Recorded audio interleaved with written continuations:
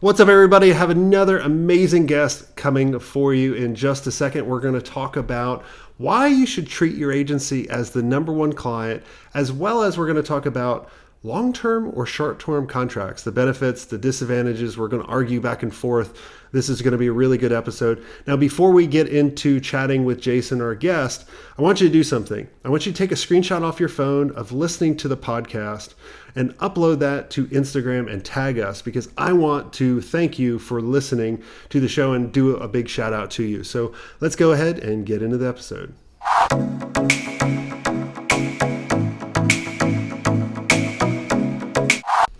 All right, Jason, welcome to the show.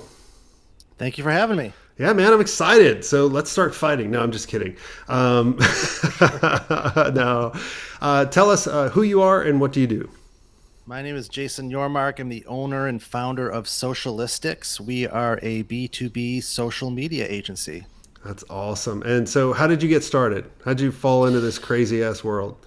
Well, I've always had an entrepreneurial spirit my entire life, but I was always searching for stability in my life professionally, and always thought that was, a 9 to 5 or sitting behind a desk with my paycheck and my benefits and all that good stuff. But marketing is a pretty volatile career path, I learned. And once I started to kind of see other folks experiencing the same thing, I didn't feel so bad about myself, jumping around job to job, whether by choice or not. So that stability I was always looking for was right in front of me all the time, which was doing my own thing, controlling my own fate. And I just reached a point in my life, it was a little bit later for me, where I could make that leap, take that risk, and get it right. And that happened about 3.5 years ago.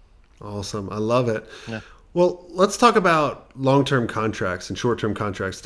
Tell us kind of how you started, where you're at now, and what have you seen work? Because, I have my own point of view, and we'll see if we come together. If not, that's good. That's probably, that builds interest.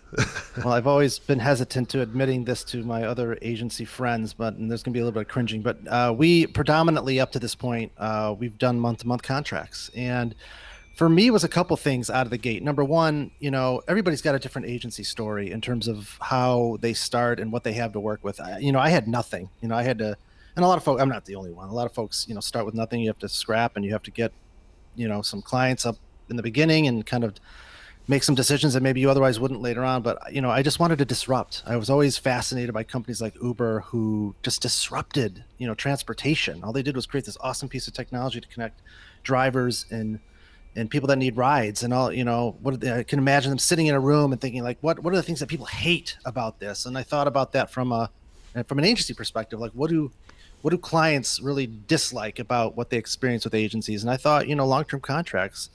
And I knew, this would be a way to disrupt, and I knew it would to create some momentum. I knew there'd be some risks with it. The value of an agency is obviously can be dictated by that. But at the time, I was like, I didn't care about that at that point. I just wanted to create something that would allow me to never sit in a car for 2.5 hours, 3 hours every day and sitting behind a desk. And I just wanted to create something with some momentum. So we launched with month to month, and it definitely created some instant momentum for us. We were able to maybe win some projects that we otherwise maybe wouldn't get. And my theory, my philosophy with it has always been, a couple things. Number one, if you do great work, if you treat clients well, if you deliver results, they're going to stick with you. And if they can't, it's going to be for reasons out of your control. And the pandemic was a perfect example, right? Some clients, look, I don't want to be the reason why an agency has to let go some of their employees. Like, if they have to press pause on something, then I'm okay with that. So it really worked for us out of the gate to kind of create the momentum that we needed to build a foundation to stick and to be able to have a business that I could, have for the rest of my life. So it worked in the beginning. Yeah, I see that point, and I really do agree with it, because at the end of the day, like, think about it this way, an agent selling agency services is very different than like coaching someone, right? So a lot of times when I'm actually going to someone and saying, like, well, you got pretty big goals, right? Like over the next year, it's going to take us a while in order to accomplish that. And then when you go to, like, because I'm always looking, like, I want to be what I call the chasee, or I want to be the one getting chased, right? Rather than pushing sales. I want them to be, pulling me towards you. And a lot of times what I'll do, and agencies can do this as well, of going, all right, well, we want to make sure you're the right fit for us. And for what you need to do, we believe it's going to take a long time to do, a year. Yeah. And we want to see your commitment level in order to do it. And so that's why I've always talked about doing longer term, and then it's more predictable, right? But I also agree with you, it's easier to sell something that's out because it's less risky, right? You can make a decision, all right, I blow a month, 2 months here, okay. But like you were saying, if you deliver amazing work, they're not going to want to leave. And then if they get in a situation like we just went through with COVID, right? Let's say you're going after the restaurant industry. The whole industry was shut down for months. Are you going to stick it to them because you have a contract? No. Yeah. You're going to let them out. And right. So like at the end of the day, it's kind of like you're just trying to figure out, do you really have that commitment level to me? Because I have that commitment level to you and I need to know that. That's the biggest thing I look for. Yeah. And for us, I just feel like, and look, we're growing. You know what? Even at the time, it's like, if somebody doesn't want to pay you, they're not going to pay you. Like even the best contract language in the world doesn't mean you're going to see that money. I'm like, exactly. In the beginning, especially the first year, like, were we really in a position where we're going to, hire a lawyer and go to court? I'm like, no. If somebody doesn't want to pay you, they're not going to pay you. We've never, and I think in the entire history of our business, one client didn't pay an invoice, and I tried going after it and we didn't get it. So, at the end of the day, it's not, it's just semantics almost, because again, if you do great work, they're going to stick with you. And if they can't, then they weren't a good fit to begin with. We've had plenty of clients that have come into a relationship with us and I vetted them out the best I could. I think they've got good potential, but they get in and either they treat my team like crap or they weren't ready and we didn't know that. And it wasn't a good fit. I'd rather grow a scalable business with the clients that makes sense for us than just trying to, trap people into long-term contracts. Because even if they do sign a long-term contract and they're not a good fit, I'm just the kind of guy that's going to be like, look, this isn't working and we're going to go our separate ways anyway. So it really hasn't impacted our agency not having that. And certainly, it's evolved for us. Now it was funny, an interesting story. My team came to me and they were a little bit frustrated because some clients left because they weren't a good fit. And they said, what if we think maybe we need to reconsider this? And we kind of had a back and forth with the team. And ultimately what we decided is, why don't we just create options, right? Let's give them the option of, okay, here's your month-to-month price. And here's a long-term contract price, discounted. It's your choice. We give the client the choice. What do you care about most? And what's happening a lot is some of them will take us up on the month-to-month. And then after a couple months, they'll, oh, these guys are awesome. They actually deliver results. I like these guys. Hey, could we switch to a long-term contract? And then we kind of move into that. So we give them the option. So that has really actually worked really well for us. And now our balance of clients is shifting. Whereas 100% of them were month to month. Now that those numbers are changing, it's becoming like 70, 30, 60. I expect it to be half and half, which is good for us because, I want an exit strategy. I'm not ready yet. I'm a couple of years away, but I know by the time I'm ready for that, I think that a good percentage of our clients will be long-term contracts. Yeah. Well, we'll get you there quicker than you think. So you have the option. I mean, it's kind of hard to interview because I know so much already. I'm like being in the mastermind, but and that's a great point, Jason, too, of what you were saying about we give the option, because at the end of the day, you got to think about, how can I remove friction from them making a decision? And then whatever, if they're like, hey, I still don't trust you yet, that's kind of why, like in the mastermind, in the playbook, we always talk about that offering ladder. Like, do the foot in the door, then a project, like show them value, and then they're going to want that retainer. But I like how you have, hey, if you want short-term contract, it's kind of like a SaaS model. If you think about it, like on technology, it's like, it's this if you pay month to month. It's this if you pay, if you commit to a year. And I like to hear that, like, a lot of clients are going to that, because that was going to be my next question for you, for people listening, going, well, do you have an exit strategy? Because I know as a buyer of agencies, that's one of the things we look at is like, because we need that predictability. Sure. Well, plus, I mean, for me, it was I felt like, well, if they look at the history, if they see people, because honestly, I could go back to a good percentage of our clients right now and say, hey, I want I want to kind of solidify our agency a bit, build the valuation up. You've been on month to month for a year or two. You okay with just sliding into a year-long contract? Most of them are going to say yes. So I think that it's just building those foundational clients over time.